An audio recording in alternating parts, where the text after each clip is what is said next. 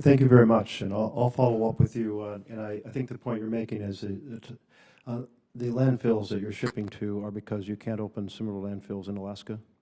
I'd be happy for you to open those landfills in Alaska and not ship it to Oregon. Yeah, we ship PFAS contaminated soil to Oregon. Yeah. And we could do it in Alaska, right? More discussion to come. Okay. And maybe if we can keep the PFAS out of products to begin with, that would be helpful as well. Senator Ernst. Thank you very much, Chairman Merkley, and to, as well, Ranking Member Wicker for having this subcommittee hearing. This is a very important topic, I think, for all of us.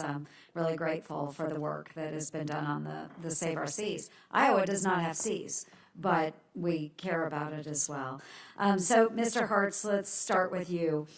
Some of the opponents of advanced recycling have called it basically an unproven technology that is unable to operate at scale. Can you talk a little bit about some of the investments that you see being made in advanced recycling?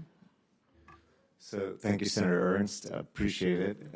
I was talking earlier that we're here really to talk about Nexus in terms of how the industry goes, but we are inviting anyone to come see what we're doing. So in terms of showing scale and showing something that's commercially viable, our plant in Atlanta is that. It's not a lab scale, it's not a pilot scale, it's a commercial scale plant. So we ourselves have, through sweat equity as well as financial investment, built a plant that's doing just that and are now looking to proliferate that. But you are correct, there are other investments being made elsewhere. The term advanced recycling is kind of an umbrella term, and you can have various types of technologies under that. And we always push that economic and environmental footprint come first. The technology could work great, but if it can't scale in those ways, and I feel like a little bit like a broken record, and I apologize, but that is how innovation happens. So that is where the investments are being made. And like any new industry, there are going to be successes and failures. And that's also kind of what we do here in this country, is try to create new things that way. Yeah, I appreciate that, because it's just as Senator Solon was saying, I mean, we have this problem. It's here. It's now. We can't just look towards the future with maybe not having different types of plastics out there, but we have to deal with what we have now. So I appreciate that. Can you also talk, Mr. Hertz, about the environmental standards and safeguards that your particular facility in Georgia operates under?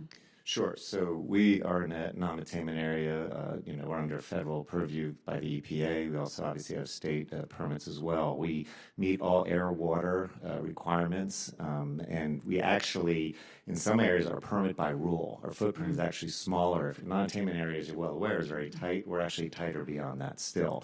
And then we also manage very carefully. We try, like I said earlier, to keep a closed system. Of course, you're always going to have potentially, at valve points, you're going to have some VOCs that may get out. You manage for that as well. But we're very diligent about that because, again, if we can't prove the point, this is not going to grow. And we'll be here trying to discuss regulation otherwise if we're not doing our job right.